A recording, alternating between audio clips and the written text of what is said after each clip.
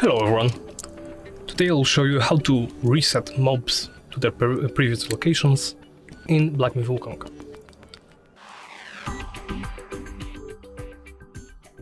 Well, let's say, for example, you have a really difficult boss ahead of you. You tried to beat him several times and you just can't do it right now.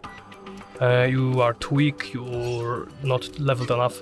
For example, I will quickly show that I am much too low level to beat this guy.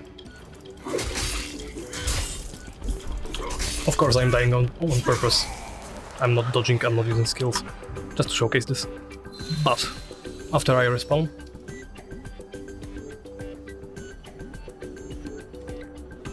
well, after respawning, the enemies also respawn, but as you can see, here they are. And I can simply go kick these two guys, use smithereens, maybe collect some from the pots, some wheel. And if I want to grind to have a higher level for that guy over there, I can simply go to the nearest shrine and rest. Resting restores your flask, it restores your HP and your stamina, every other bar, while also respawning any basic enemies. Keep in mind that any strong enemies won't actually respawn, like mini bosses or bosses, or in this case in the game called